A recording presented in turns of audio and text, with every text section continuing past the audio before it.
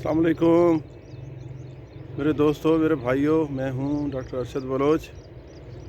आज मैंने गंदम चूँकि अपने अख्तामी फ़ेज़ में दाखिल हो चुकी है, तो मैंने सोचा आपसे दो चार बातें कर लूं। अब दोस्तों देखिए, इस दफ़ा दर्जा हरारत जो है उसमें कमी पेशी जो है वो रही है, और आज का दिन भी आज ग़ालिबन 10 या 11 मार्च है 2022 की, और फ्राइडे का दिन है। तो आज भी सुबह बहुत ही लो टेम्परेचर है और जो नमी है वो भी मौजूद है।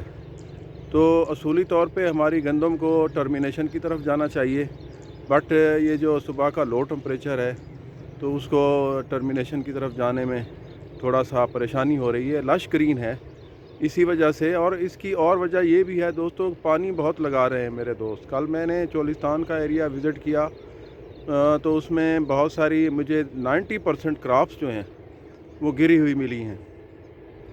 तो देखिए, मैंने आपसे बारहा गुजारिश की कि अब जो है हमारी क्रॉप को टर्मिनेट होना चाहिए। उसके जो लीव्स हैं, जो पत्ते हैं, उनको खुश्क होना शुरू हो जाना चाहिए।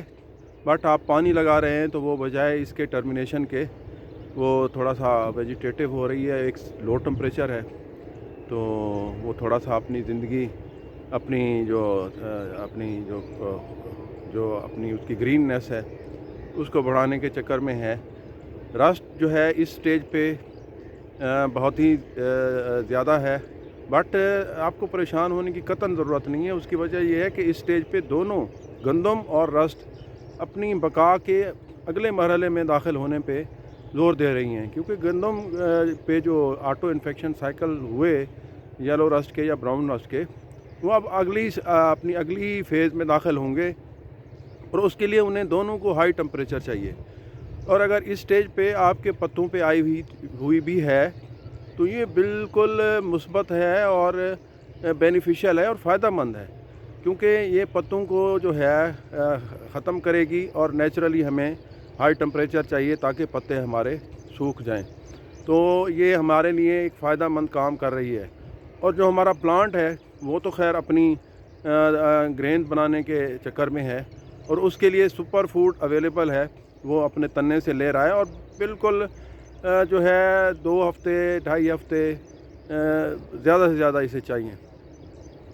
और इसलिए भी ज़रूरी है क्रॉप का टर्मिनेट होना कि हमने इस दफ़ा जो है कपास लगानी है अप्रैल के महीने में, क्योंकि जो पिछले चंद सालों से हमने क्लाइमेट चेंज, मौसमियाती तब्दीलियों से यही सीखा है कि गंदम को अर्ली लगाया जाए और कपास को भी अर्ली लगाया जाए, जिससे हमें जो है ख़ासा ज़र मुबादला हासिल होता है।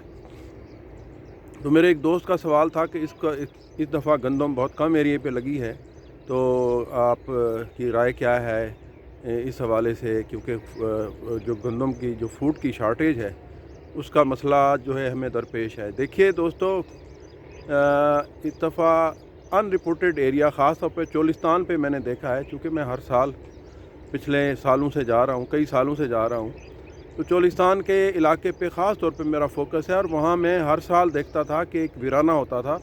बट अब आहिस्ता आहिस्ता पूरा चोलिस्तान, मुझे कहीं भी कोई वीराना नज़र नहीं आता। हर तरफ जो है लहलहाते खेत हैं, गो के वो उसका जो कुदरती जो उसका पस मंज़र है उसकी तब्दीली का बायस बन रहा है, जो कि बिल्कुल सही नहीं है। तो लेकिन फिर भी इस हवाले से, फूड सिक्योरिटी के हवाले से, बहुत सारा एरिया, लाखों एकड़ जो हैं वो हमारे गंदम की काश्त है उनमें। तो इंशाअल्लाह इस दफ़ा जो टाइमिंग है उसको हमने फ़ॉलो किया, उसकी अर्ली मैनेजमेंट, जो कॉलोनीज़ हैं उनको मैनेज किया। इसमें हमारे जो एग्रीकल्चर डिपार्टमेंट है उसकी सपोर्ट भी खातिर खा रही। तो और अब आके हम अल्हम्दुलिल्लाह हम एक्सपेक्ट कर रहे हैं, अल्लाह से दुआ गो भी हैं कि कोई मौसमियाती हिसाब से कोई ऐसा मसला खुदा न खास्ता ना हुआ, तो इंशाल्लाह हमारी बहुत ही बम्पर क्रॉप होगी इस दफ़ा। और फूड सिक्योरिटी में, खुराक में इंशाल्लाह गंदम के हवाले से हम खुद कफ़ील होंगे। तो दोस्तों, बिल्कुल फ़िक्र नहीं करनी है। अब आपकी कपास, आपके जो गंदम है उसके पत्तों को खुश्क होना चाहिए, जो कि रस्ट ख़ास तौर पे जो भूरी है वो आपका काम कर रही है। कोई दबाव नहीं डालना, इस पर पानी नहीं डालना, कोई जो है فنجیسائڈ کا سپرے انتہائی بیوقوفی ہے، بالکل نہیں کرنا۔ تو دوستو انشاءاللہ اب ہم جو ہے اگلے فیز میں یعنی اب کپاس پہ بات کیا کریں گے، اور اللہ کے فضل سے ہم اپنی جو گندم ہے اس سے جلد فراغت حاصل کر لیں تاکہ ہم اپنی کپاس کو لگا سکیں۔ تو مجھے دعاؤں میں یاد رکھیے گا دوستو۔ خدا حافظ۔